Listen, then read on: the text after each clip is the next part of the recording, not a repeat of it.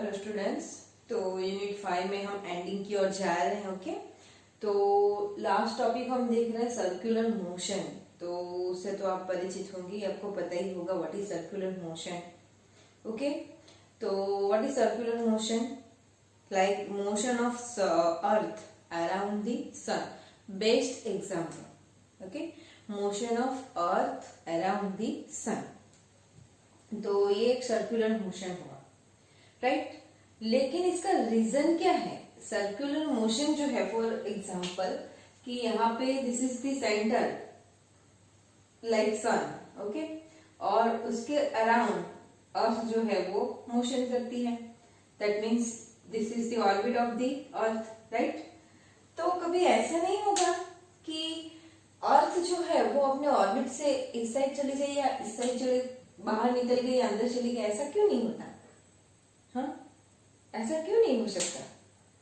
तो कुछ इफेक्ट होता होगा वहां पे, जिसके वजह से अर्थ जो है वो सन की और ही मोशन करती है। तो ऐसा कौन सा फोर्स है? क्योंकि फोर्स पे डिपेंड तो रहेगा, लेकिन ऐसा कौन सा फोर्स है जो उसको ऐसा मोशन करने के लिए कंटिन्यू ऐसे मोशन में रखेगी, वो अपने ऑर्बिट से या फिर अपने रास्ते से उसको साइड नहीं कर देती, वो उसी रास्ते पे रहेगी। तो ऐसा कौन सा फोर्स है?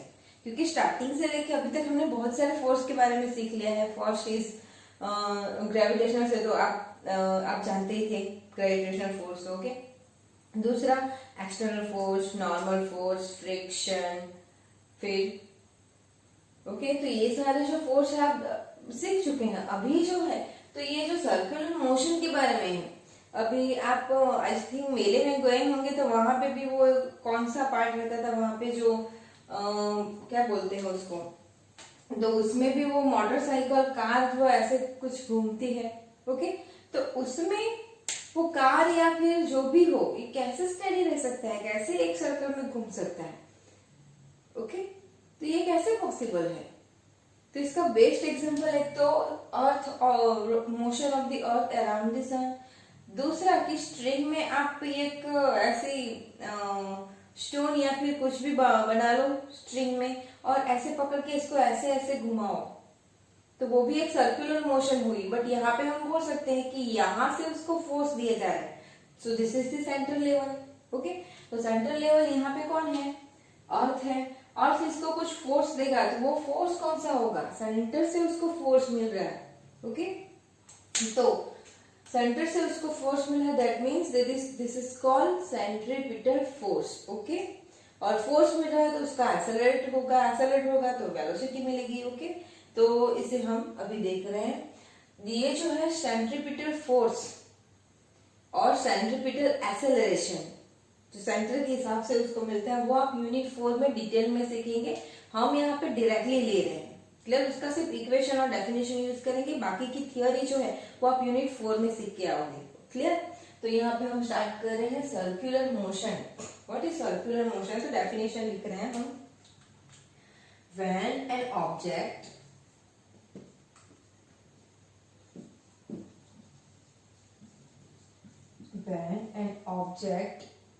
follows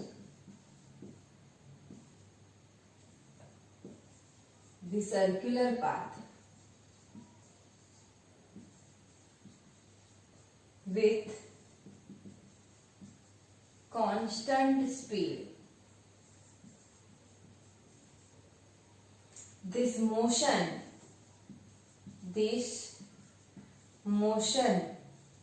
of an object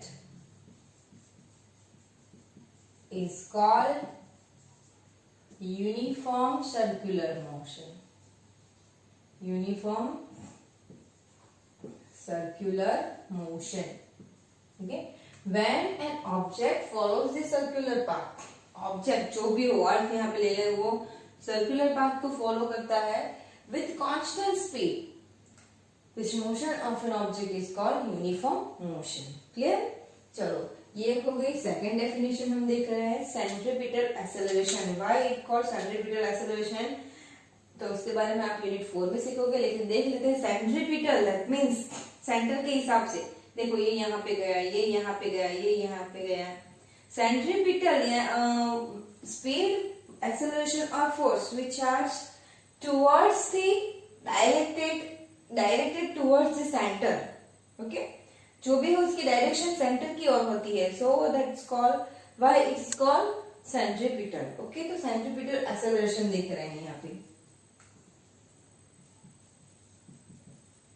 centripetal acceleration. So the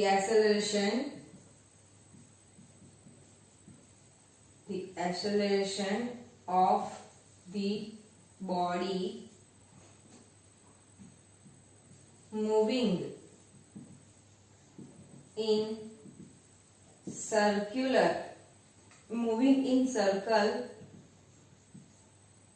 of radius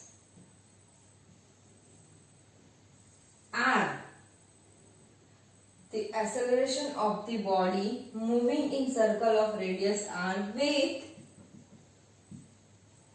constant speed v is v square by r। इसका जो acceleration मिलता है आपको v square by r directed towards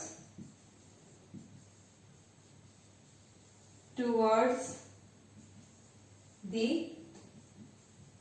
center, directed towards the center. This acceleration is called centripetal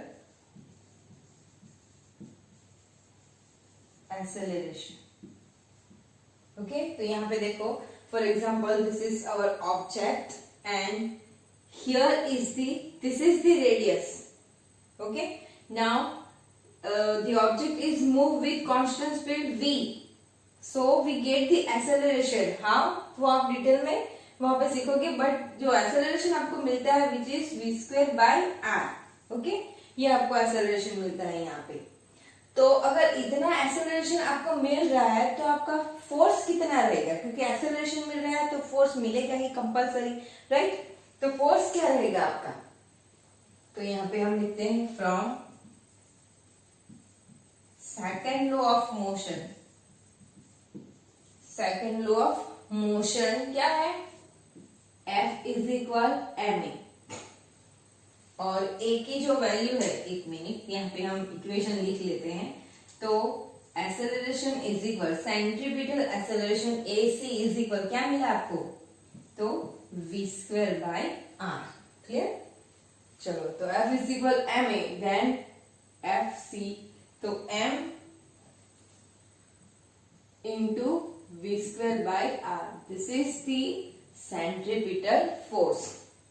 This force is directed forward the center, directed forward the center, यहां से मिल रहा है उसको, सेंटर से मिल रहा है force, okay, which is called centripetal force। This force directed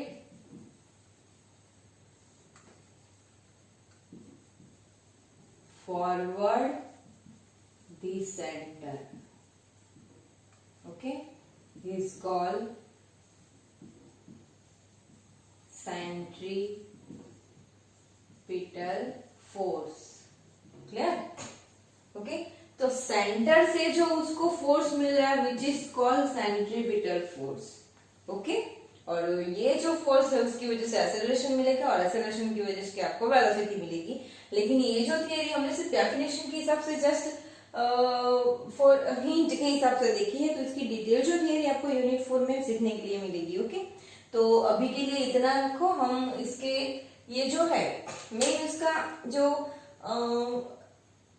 base है वो क्या है, सेंट्रीपिटल फोर्स हमने सीखा, यहाँ पे सेंट्रीपिटल एक्सेलरेशन सीखा। तो ये कहाँ पे यूज होता है, किस लिए हम ये सीख रहे हैं, तो वो मेन आईएमपी है यहाँ पे। तो सेंट्रीपिटल फोर्स जो है वो कहाँ पे यूज होगा, तो उसके रिलेटेड हमारे पास तो थियोरी है।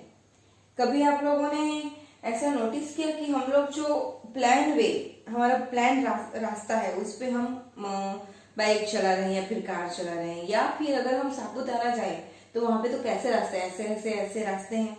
तो कभी नोटिस किया तुम लोगों ने कि ऐसे रास्ते पे कार या फिर ट्रक या फिर बाइक है, कैसे बैलेंस रखती है ये अपने आप को? हाँ, ये कभी सोचा है?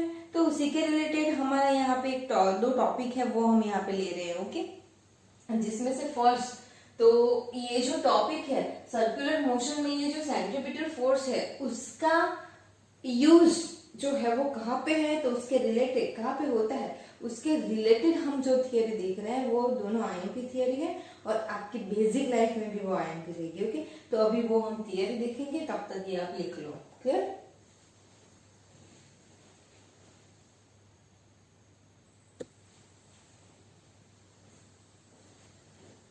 ओके स्टूडेंट्स, तो हम वो टॉपिक कंटिन्यू कर रहे हैं जो हमारे सर्कुलर मोशन के रिलेटेड है। तो उसमें से एक टॉपिक है motion of a car on a level road which is IMP for 3 marks, okay. Motion of car on a level road, okay. तो लेवल रोड तो हम रोज उस पे सफर करते हैं, राइट। लेवल रोड पे कहीं पे तो वहां पे हमें ये नोटिस नहीं होता कि वहां पे कोई सेंट्रीपिटल फोर्स जो हम अभी आगे सीख चुके हैं FC = mv²/r, तो ये कुछ कहाँ पे इफेक्ट होता है, ओके। तो उसके रिलेटेड ही हमारी ये थियरी है, तो हमें यहाँ पे देखने की समझने की ट्राई करते हैं। तो देखो, motion of car on a level road, तो ये हमारा मान लो ये हमारा रोड है, लेवल रोड, ओके। और उस पे कार खड़ी है, यहाँ पे देखो,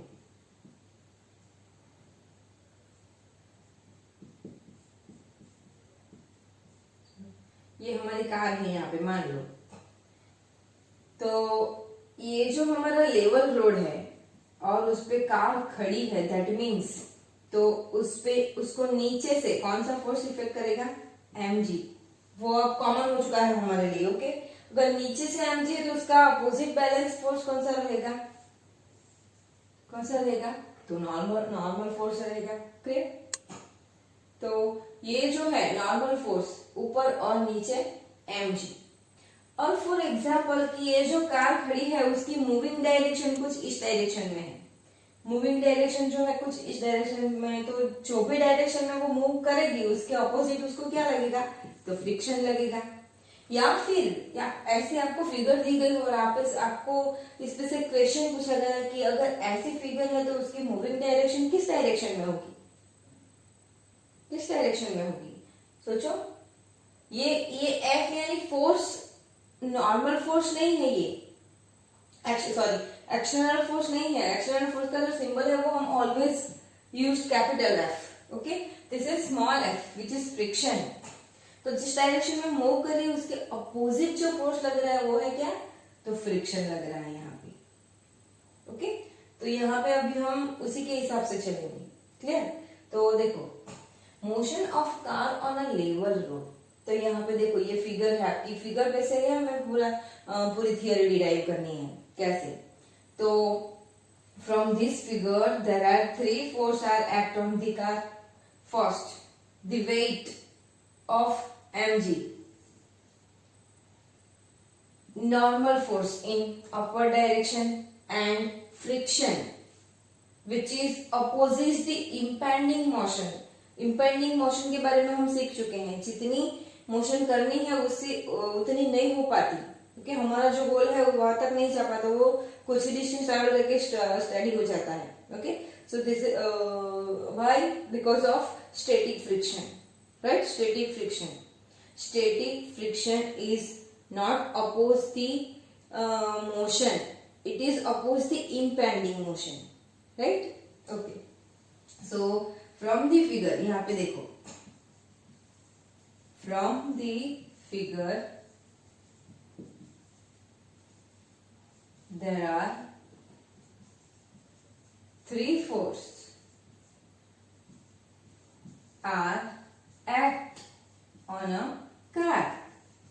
First is mg, the weight of mg. Second is normal force,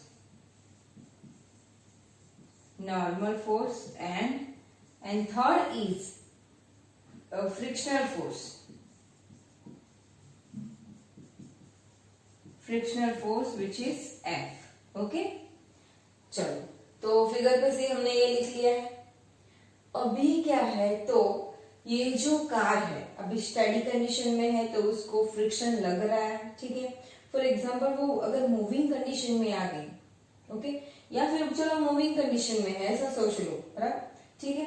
तो हमारी ये जो कार है, यहाँ पे कार जो स्टडी है उसके टायर जो है उसको अपोजिट डायरेक्शन में F लग रहा है, ऊपर N लग रहा है और नीचे mg लग रहा है। क्लियर? तो यहाँ पे जो कार है तो एक फोर्स जो फ्रिक्शन से पहले हम यहाँ पे डिस्कस कर चुके हैं, this force is always between two objects, surface of two object which is contact force. तो उसके बारे में तो रूबरू हो गए हो अभी। तो यहाँ पे क्या होगा, the surface of road and the surface of tyre there are which force are affected, contact force, जिसकी वजह से आपको क्या लग रहा है, तो फ्रिक्शनल फोर्स लग रहा है। क्लियर? अभी क्या है, तो ये कॉन्टैक्ट फोर्स जो है, जस्ट इमेजिन करो कि कार रोड पे खड़ी है, टायर और रोड के जो सरफेस एक दूसरे के साथ कांटेक्ट में है, सो फ्रिक्शन वहां पे इफेक्टेड है। अभी जो है तो फॉर एग्जांपल कि कार मूविंग कंडीशन में है या फिर एज इट इज वहां पे खड़ी है फिर भी वो ऐसे नहीं हो जाती, ऐसे भी नहीं हो जाती। वाई? क्योंकि ऊपर और नीचे से तो इक्वल इफेक्ट मिल ही रही है उसको। बट अगर फॉर एग्जांपल कि ये कार मोशन में आ गई तो उसके which force is affected between the surface of car and the surface of tyre and surface of road, which force is affected, तो फ्रिक्शनल फोर्स, राइट।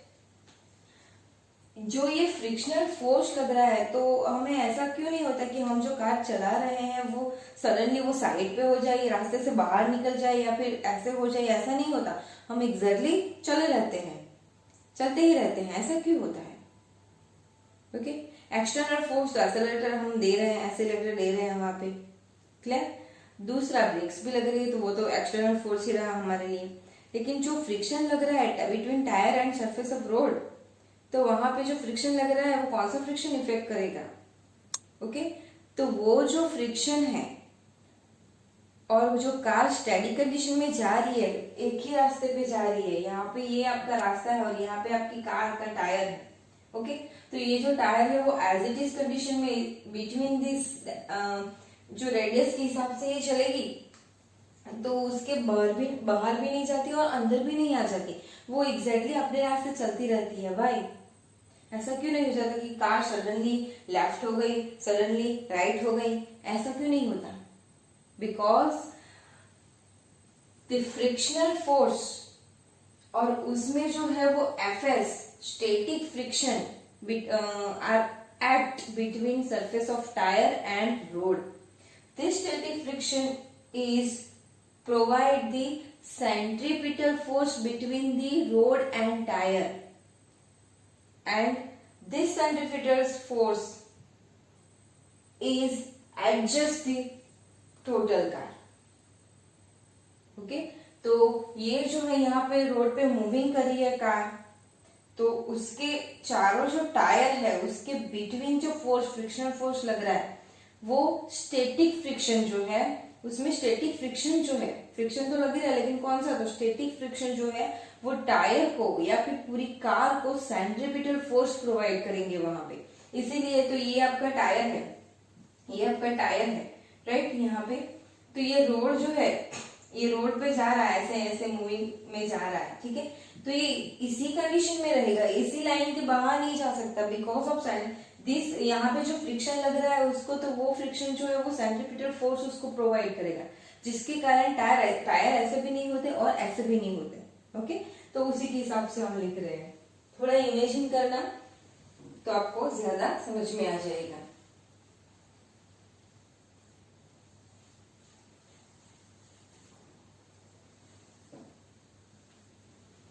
ना देखो यहाँ पे car is moving in this direction, horizontal direction, not in upward direction.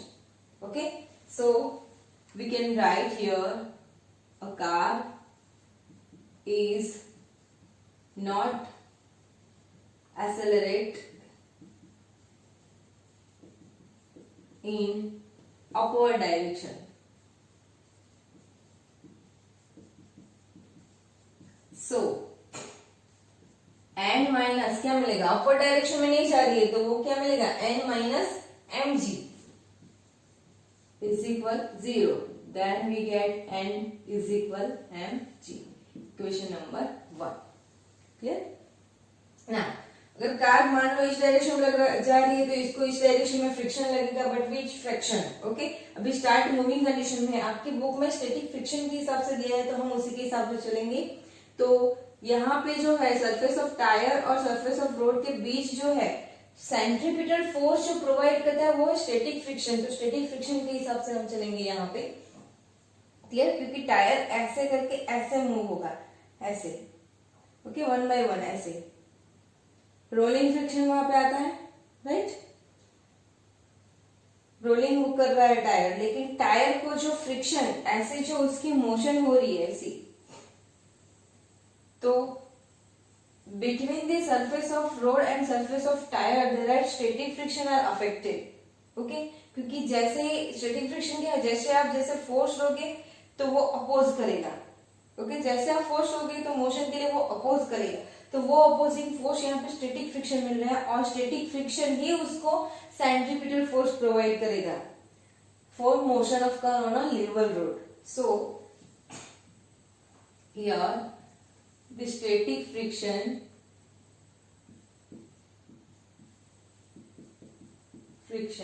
Fs is provide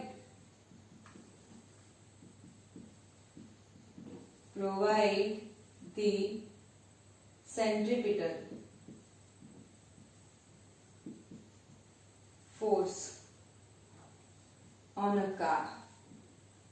So Fs is equal centripetal force वो static friction ही provide कर रहा है, तो Fs इज इक्वल क्या रहेगा, mv square by r. Equation number 2. Clear?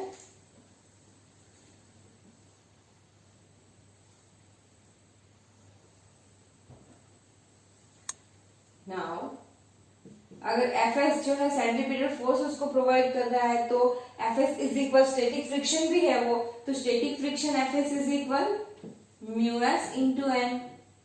Okay, तो यहाँ पे म्यू एस भी लग रहा है, एफ एस भी लग रहा है. Equation number 3. तो from equation number 1 and 3, sorry 2 and 3, we get mu s into n is equal mv square by r. Okay. Now we have the value of n is equal mg. Put this value, mu s mg is equal mv square by r. So mm cancel, then we get make subject v square. Why? Because we find the motion of a car. Motion find करें तो motion का जो symbol रहेगा वो v square रहेगा. Clear? So v square is equal, what happened? What we get? Mu s r g. Now remove square, then this term is under root mu s r g. Clear? Now और जो हमने discussion किया कि Fs जो है static friction उसको centripetal force दे रहा है. ओके, तो ये उसका जो टायर है, ये उसका टायर लाइक ऐसे मूव करेगा, ये ऐसे. ओके, तो वहां पे टायर की जो है वो रेडियस भी इफेक्ट करेगी, टायर की रेडियस भी इफेक्ट करेगी. इतना ये टायर है, राइट, इतना, तो ये ऐसे मूव कर रहा है या फिर ऐसे मूव कर रहा है ये, तो इतनी उसकी रेडियस भी मूव करेगी. रेडियस से वो टायर से ऐसे भी नहीं हो सकता और ऐसे भी नहीं हो जाता. ओके, तो रेडियस के हिसाब से उसको एक्सेलरेट मिल रहा है और वो कौन प्रोवाइड कर रहा है, तो static friction. Clear? So for maximum speed